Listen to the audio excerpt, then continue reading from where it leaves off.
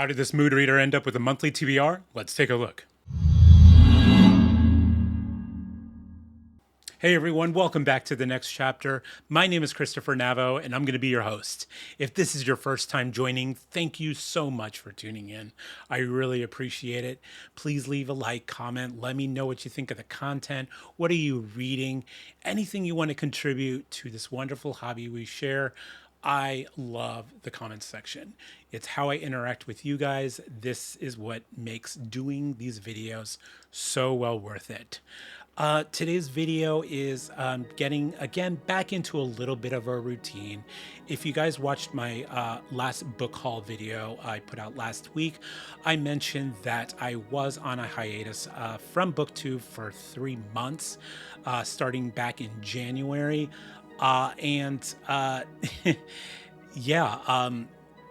It was just something I needed to do. Long story short, I got laid off from my job in late December, around the week of Christmas. Our small company merged with a larger. They already had a team out here where I am located in Seattle. So I, of course, was no longer needed. So I was part of the first wave probably of cuts for my old building, despite how much my boss for that company tried to fight to keep me. It just didn't work out. So of course that put me in a really kind of just like bummed mood, if you want to call it that, for, at least 3 months. I'm still working on enhancing skills. The good news is I had recently graduated from college, where I went back to get a bachelor's in computer science. So hopefully with the enhanced skills, I have more opportunities. Of course, it's a very competitive world out there, but we'll make do, right? But back to the channel. One of the cool things I wanted to share with you guys today is I have reached my 1-year anniversary here on BookTube. I started this channel last year in April of 2023, and I was surprised by at least the first half of probably that year of BookTube was a very big success for me. I was surprised by the growth of the channel so quickly. I didn't know what to expect. I guess part of it was I was kind of doing my part, which was being consistent with videos, which any booktuber will tell you is the key to probably, if you want a really higher sub count channel, consistency is going to be where it's at.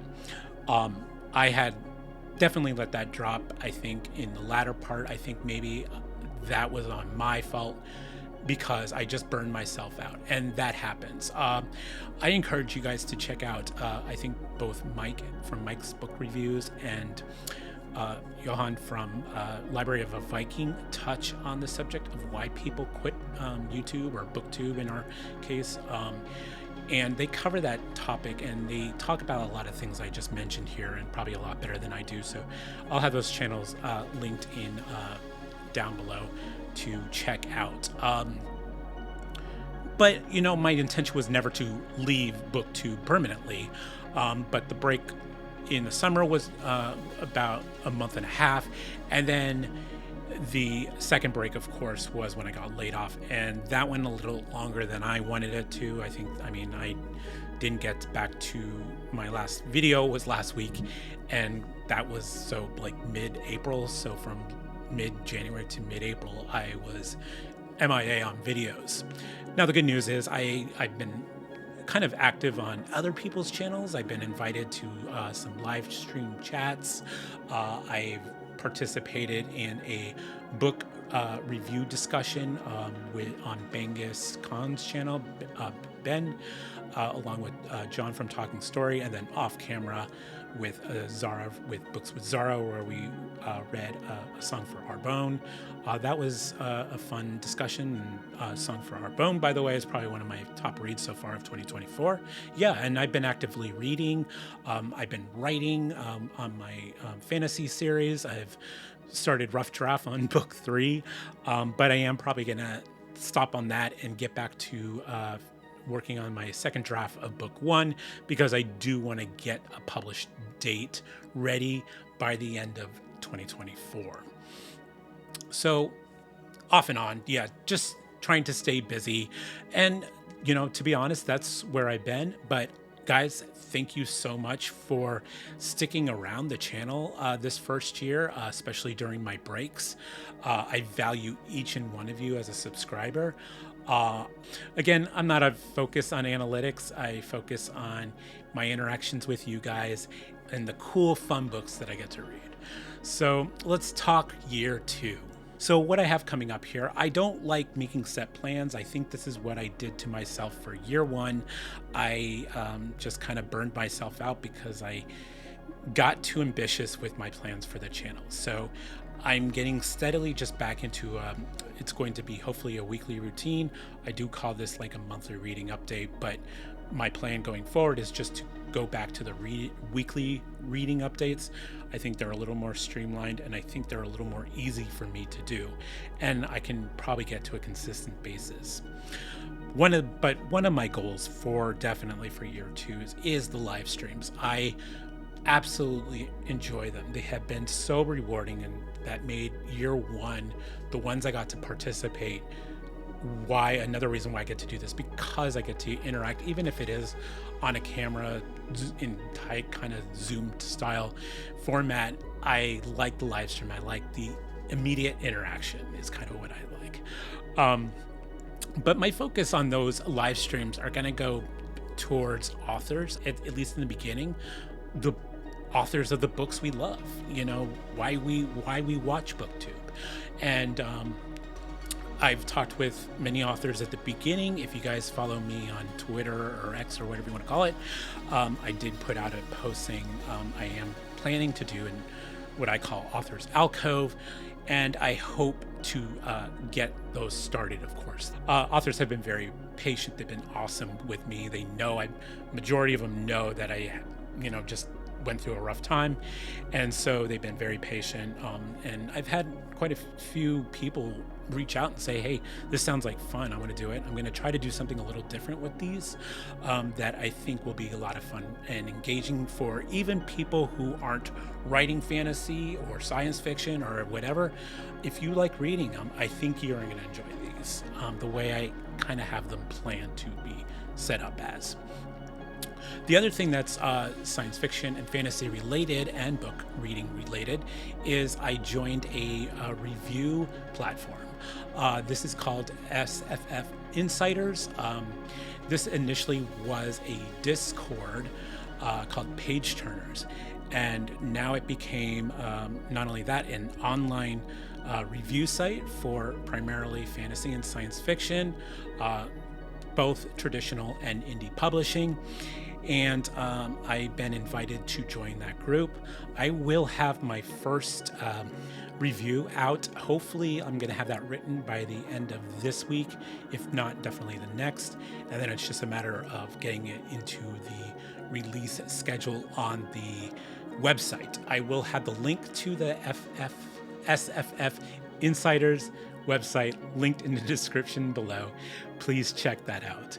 So yeah, what is my first review going to be? Well, that is going to be Molten Flux by Jonathan Weiss. As the freshest conscript aboard the walking fortress of reverence, Raza forges a name for himself in battle. The enemy are the smelters, bandits that trade in reanimated corpses. But for Raza, the bloodshed represents a path of redemption for an upbringing he just escaped. His prowess with a rifle draws the interest of the Locusts, a clandestine faction within Revenant's ranks. It turns out that not all aboard the fortress seeks to stamp out the plague of molten flux, the mysterious liquid metal that fills the body of the dead and makes them walk again. One last note on SFF Insiders, we also have a Discord channel. It is filled with readers like you. You'll also see some booktubers on there, authors, so you'll get the latest news on book releases. And we have other topics that are discussed, so it's not just books. If you want to take a little bit of break, we have tabletop gaming, video gaming, sports, pets, anything you want to talk about. The communication is there. It's all very interactive. We would love to have you join. Lately, on a monthly basis, there has been a buddy read hosted on the Discord channel, and May is no exception. This month's read is by S.A. Ernster, Die Rock 88, and this is a cyberpunk and space opera blend. So if you're into that, come join us. It's not too late. The read goes for all month long. I will have links to where you can purchase a copy of this book below.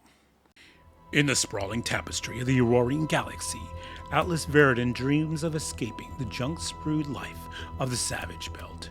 However, his aspirations crumble when his father is arrested under suspicion of being the elusive terrorist Typhon. Accused of aiding and abetting, Atlas is thrust into the relentless grip of Horizon Corporation, condemned to toil for resources beneath the surface of a distant moon. Trapped in a dome of Die Rock 88, Atlas's destiny becomes entwined with the clandestine manifestations of Vanguard, a shadowy black operations group. Their motives remain elusive. Atlas is the key, but to what? All right, guys, let's talk about my May TBR here because it's pretty ambitious. But this first book, anyway, I have no intention of finishing in May. It's definitely going to carry well into June. So it does alleviate a lot of that feeling of overwhelm. Otherwise, I think this is an actually pretty doable list. I am a mood reader, but I am actually in the mood to read all of these. And anything I show here is in no particular order. It's just going to be how I decide to read them for the month. That first book that is definitely carrying over to June is Memories of Weiss by Steven Erikson. Yes, this is the same Malazan book I was on back in December, but I took a break from reading it to catch up on some of the indie books that I had piling up. I'm still got a good pile of those going on, but at least I was able to knock out a few of them. But at the same time, I wanted to get back into this series, why Gardens of the Moon and Deadhouse Gates was still fresh in my head. So Memories of Weiss, if I can get a good chunk of this started in May, I'll be happy. I will keep you guys updated, probably not on a weekly basis on how this is going, because then that's probably going to be at least 6 weeks of me just talking about Memories of Weiss, and I don't want to do that. I'll periodically throw it in where I am if I started it, and then of course when I finally finish, that's when we'll really dive into my thoughts on Memories of Weiss. I'm looking forward to returning back to Malazan. This next book is going to be a new author read for me, but he is not a new author himself, and that is Terry Pratchett. I am entering Discworld, and I think the question for me was where to start in Discworld, because I know there's a lot of little groups that you can individually start in. A lot of people say you should start with Guards, and then there's a series of books that are surrounded by death and witches, but I'm going to go in publication order in the end, and I'm going to start with The Color of Magic. So, I mean, even if his first entry is not his strongest, I don't know if that is true or not.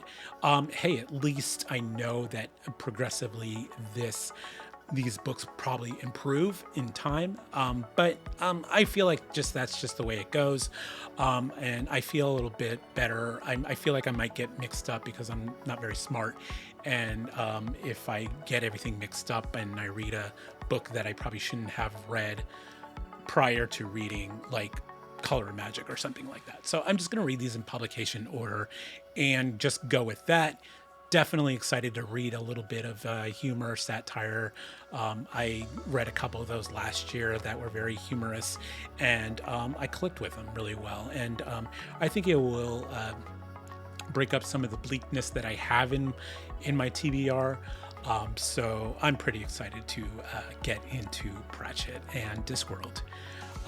This third book, technically 2 books, is going to be my official buddy read for the month, and that is The Bound and the Broken by Ryan Cahill. We are reading the first 2 books to this series. The Fall, which is a small novella-sized book. This one was technically published first. It is sort of actually a prequel to, I guess, technically book 1. I'm a little unsure on how this series runs, but and that is Of Blood and Fire. But we'll be reading both at the same time, so it doesn't matter, which one we get to first, because they're kind of going to be read together regardless. This is a buddy read that's going to be with John from Talking Story, Dr. Philip Chase from The Best of Fantasy, and Angela over at Do Unicorns Read. We're not sure on dates on when we will have a book discussion, either probably obviously at the end of the month or at the very beginning of June. We'll give you guys updates, I'm sure, between 1 and 4 of us on when we'll get together and discuss the books of Ryan Cahill. Etheria is a land divided by war and mistrust. The High Lords of the South squabble and fight, only kept in check by the Dragon Guard, traitors of a time long past who served the Empire of the North. In the remote villages of southern Etheria, still reeling from the tragic loss of his brother, Cahill Breyer prepares for the proving, a test of courage and skill that not all survive. But when 3 strangers arrive in the village of Milltown with a secret they are willing to die for, Cahill's world is ripped from under him and he is thrust headfirst into war that has been raging for centuries. There is no prophecy. His coming was not foretold. He bleeds like any man, and bleed he will. This next book is an EPUB arc that is set for release May 30th. That is Die Young, book 1 of the Runeborn trilogy by Morgan Shank. I have the Low Country yet to read by this author. It is also a trilogy, but I've decided I'm going to switch over to reading his newer book that's coming out first, just so I have it read in the time of the release. And I want to start doing that with more indie authors going into year 2 of BookTube. Andros graduated his maid school, the Tower with Flying Colors. Then his old schoolmaster burned his rune book and stole his magic. Now the Tower wants him dead. To spare himself, his family, and his people from danger, Magan must find answers and help. His country is on the brink of war, and a school of rogue mages could topple everything. Powerless and on the run, he'll find help through his childhood friend, his estranged sister, a tribal exile, a violent priest, and the daughter of King Tyrius, Freytilia's most hated man. This makes for a precarious alliance, but it must hold. The Tower's pursuit spreads collateral damage as war approaches. It grows apparent that if the Tower isn't stopped, every country will fall. And to add some sci-fi into my rather heavy fantasy reading month, I will be reading The Son of the Prophets. This is book 2 of The Power of the Stars by Bryan Wilson. I read book 1 last year, The Forsaken Planet.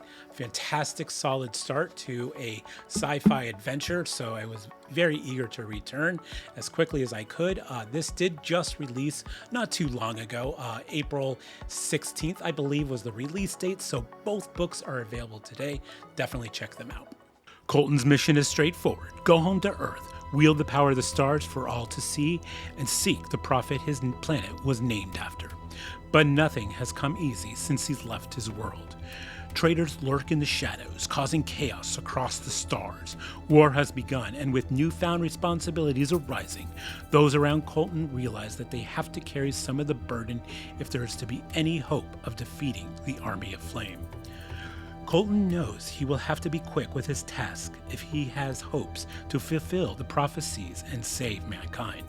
But when age-old mysteries are answered and past conflicts reemerge, he starts to worry whether he can even save himself.